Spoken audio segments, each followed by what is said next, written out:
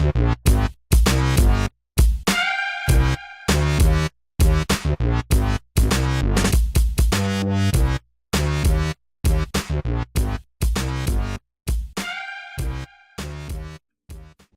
there, and welcome. Now today I'm going to talk about something I haven't talked about in a long while. As some of you may know already, I am a long time, I guess you could say by now, career, in quotes, strip club DJ. Well, obviously I'm not the one that's stripping. I mean, come on.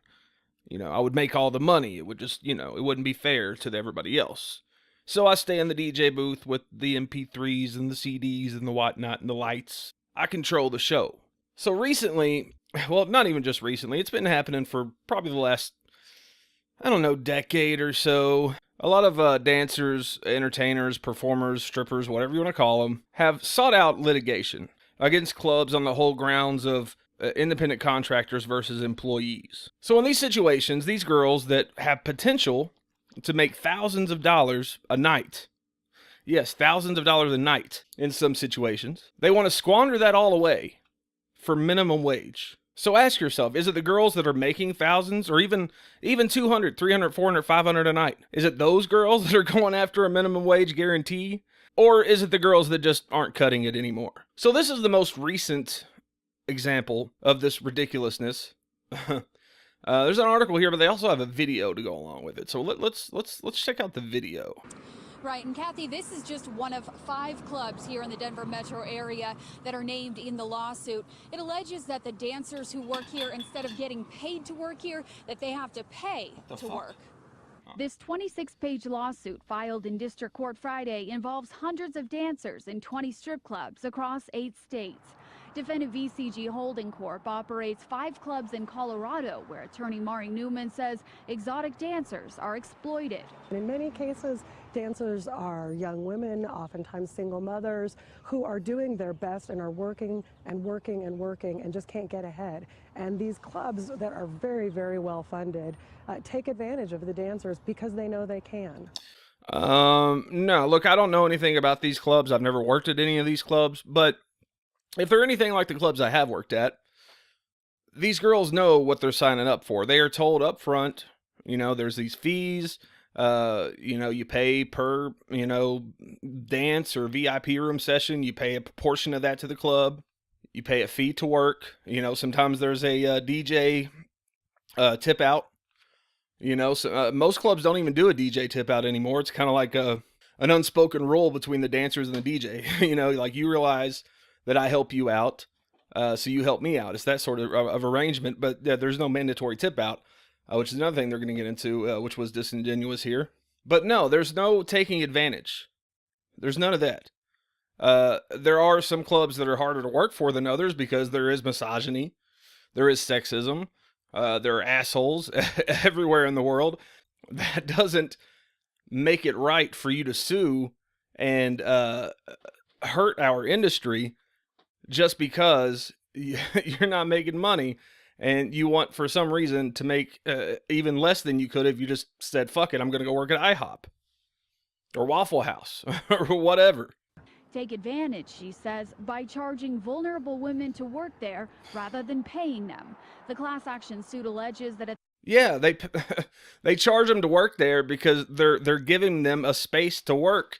Now look, they could pay them, like I said, but if they do, it's going to be waiter, server wages, which is, depending on where it is, I know in Kentucky, it's like $4 something an hour.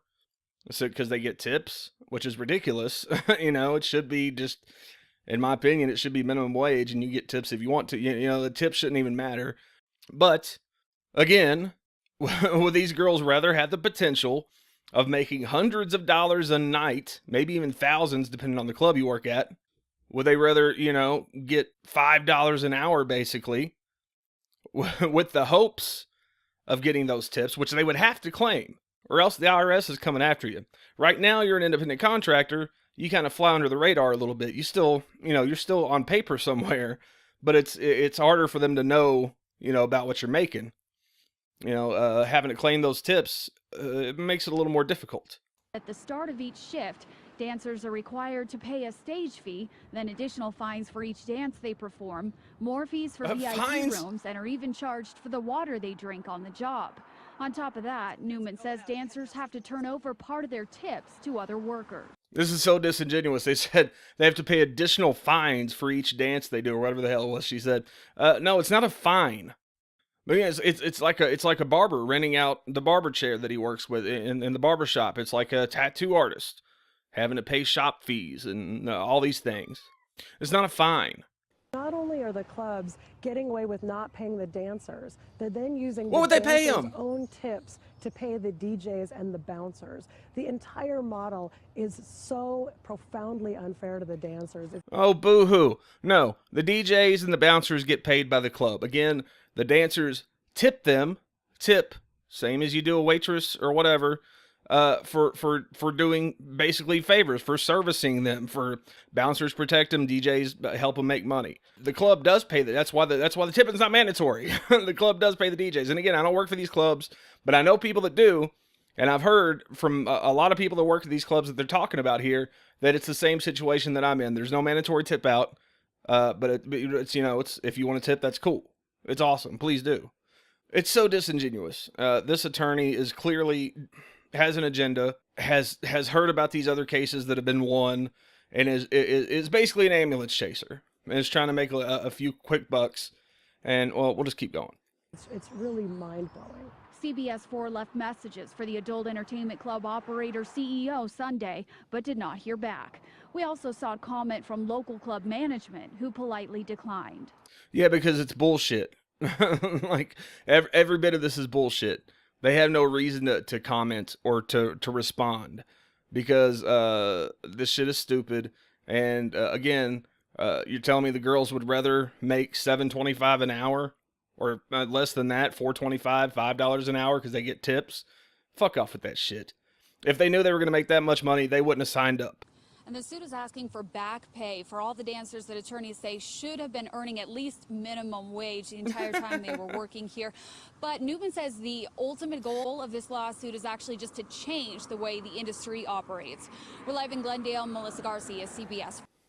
Yeah, to change the way the industry operates. No.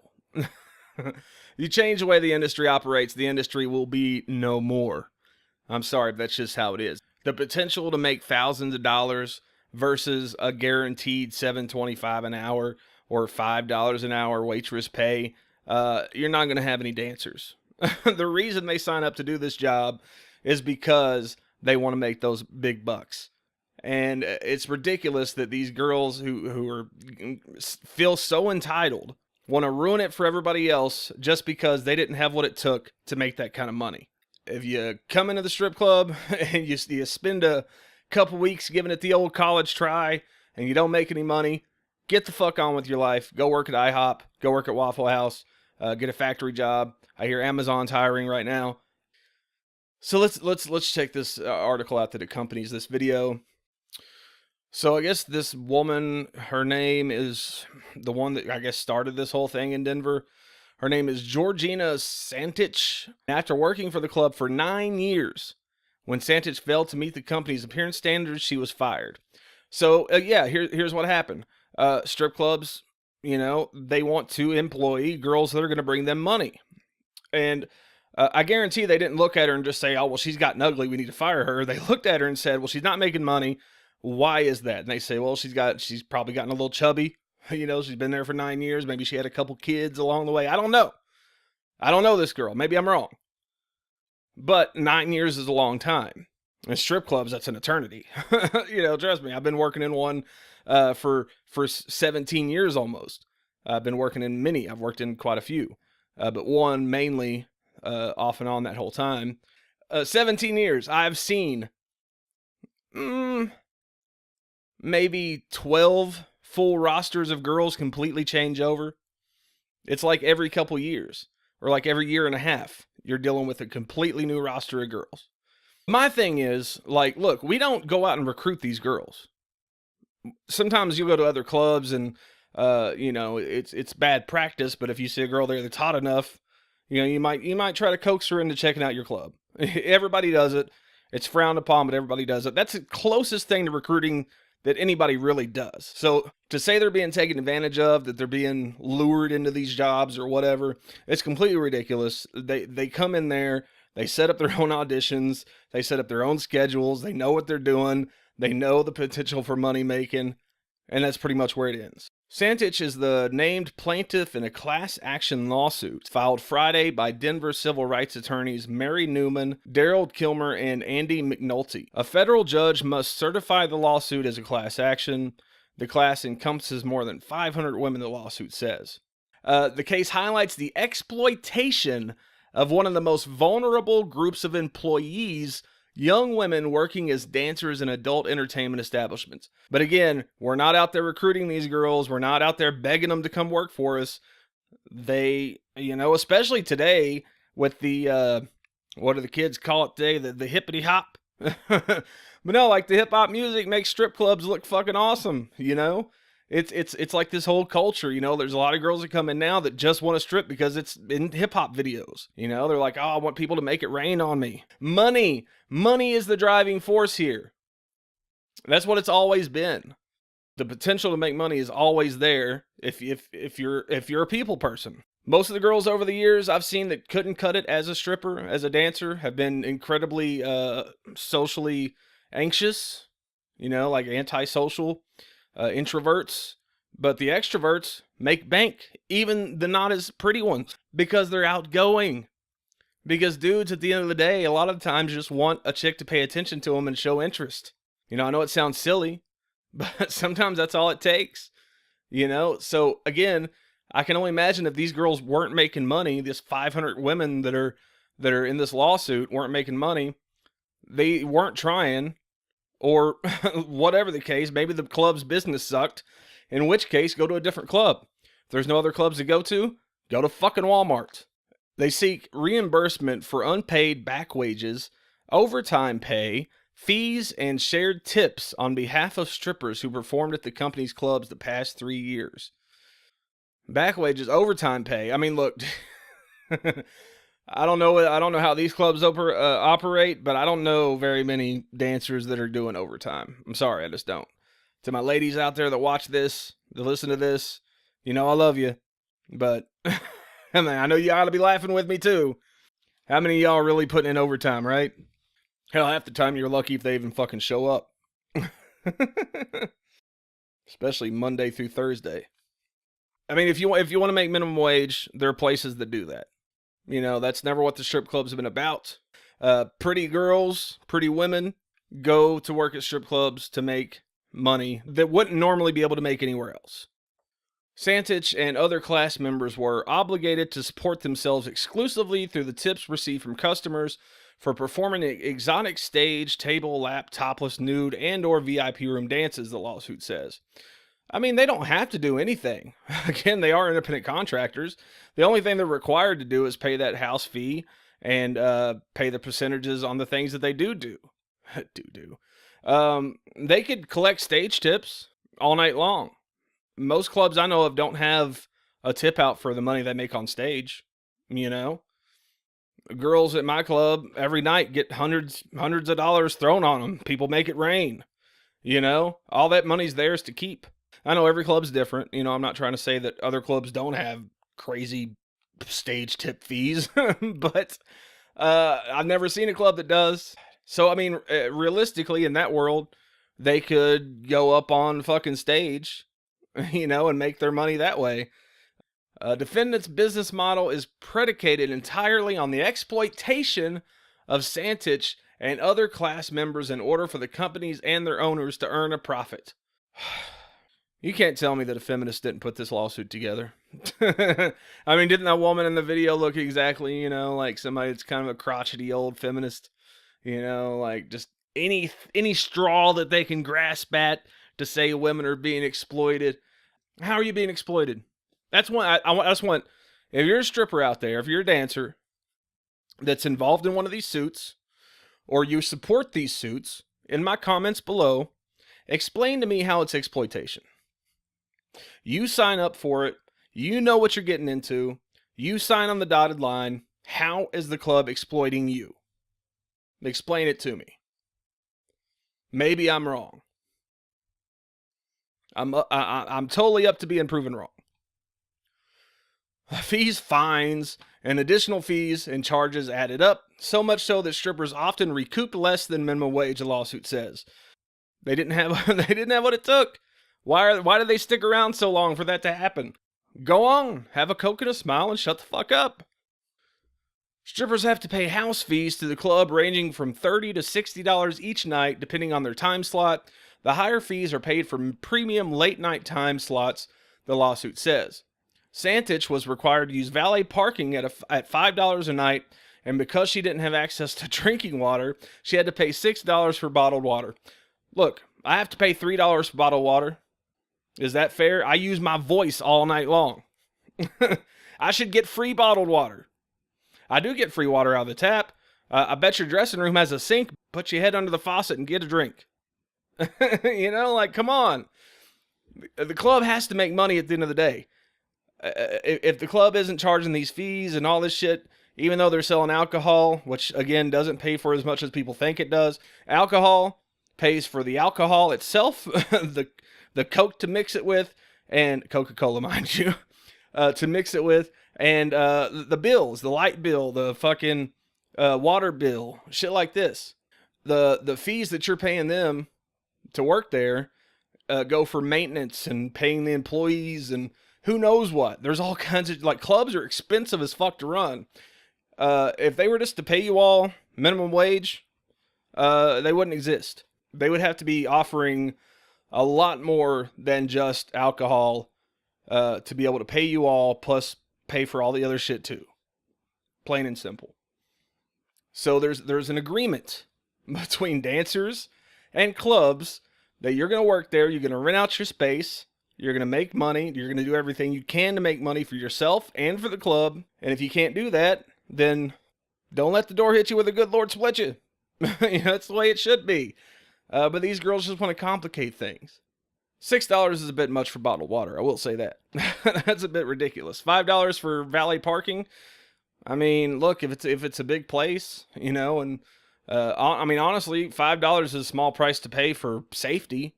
You don't want to be walking all the way to a parking garage or whatever the case. After a night at the strip club, there's weirdos out there. The club employs someone whose job it is to count how many songs a disc jockey played while Santich stripped to ensure she would pay a $5 per song fee. The lawsuit says the fees could add up to $100 a night.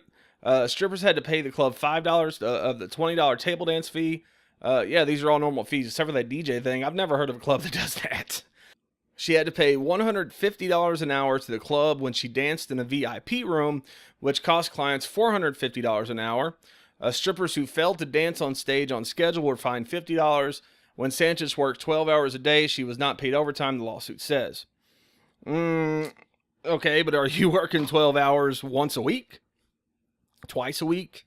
Because you're still falling under overtime hours at that point. I'm sure you're not working 12-hour days every day of the week, or even 4 days a week. Call it a hunch, but I don't think you are. So if you're not working over, 38 or 40 hours, something like that, you're not getting overtime. You're just not. I mean, you're not anyways, because you're an independent contractor. But if you were an employee, you wouldn't be getting it. As far as the VIP room cost, I mean, look, it's cost of doing business. Again, one of those things you knew when you signed up for the job. And you're still making $300? That's pretty good for a fucking hour of work. Are you kidding me? $300 for an hour? You know how many people out there would kill to make $300 a fucking hour? God, check your tits, bitch. Who's not paid overtime? Boo-hoo, woe is me. Oh. Defendants reaped the benefits of the substantial profits from door charges and drink sales without paying plaintiff and class members a wage. Again, those charges don't amount to shit at the end of the day. They got to have some way to cover all the expenses of running a club, which is very expensive. It's cost a lot of money. And people like to make profits. The strip clubs violate the Federal Fair Standards Labor Act, the Colorado Labor Code, and the Colorado Minimum Wage Act, the lawsuit says. For example, workers are entitled to all of their tips by law. Seriously? Is that true?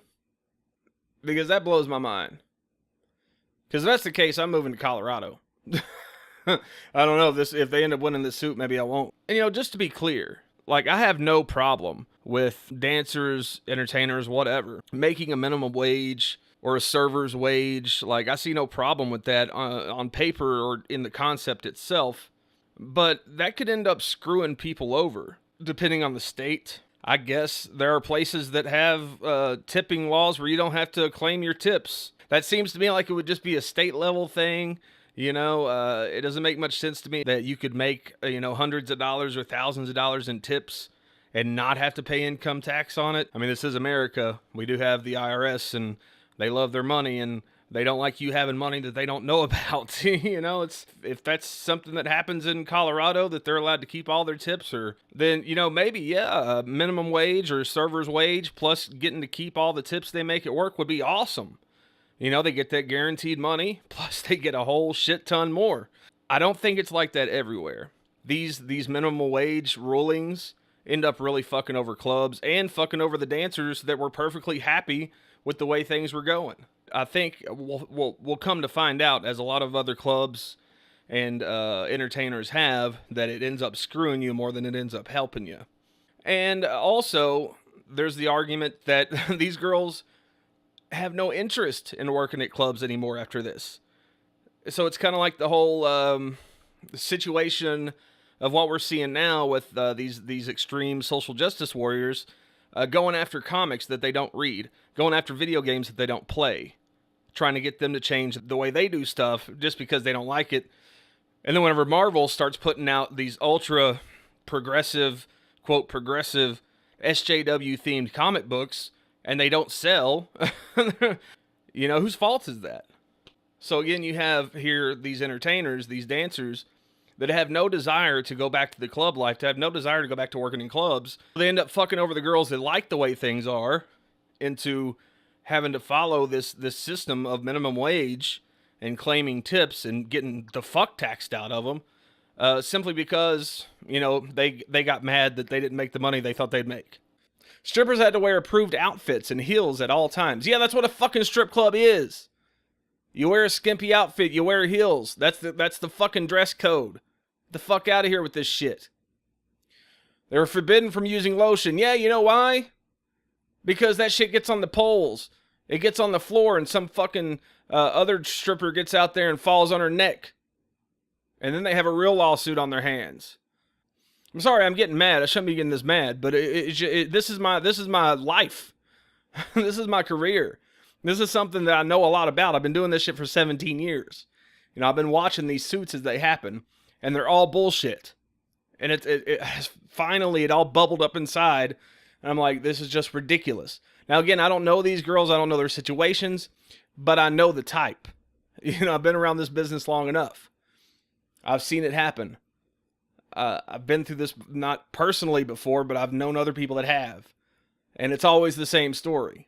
And it's just people trying to make easy money, but at the end of the day, they end up making like $4,000, and then they're stuck without being able to work anywhere because no club will fucking hire them after this shit. Strippers do not have the skills required to elevate their status as independent contractors, the lawyer says.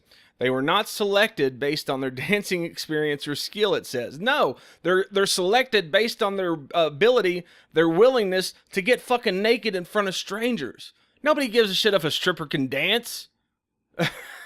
That's why strippers these days just fucking shake their ass to rap music. I mean, look, dude, back in my day, I'm going to talk like an old man right now. Back when I first started working in strip clubs, yes, you had to be able to put on a show.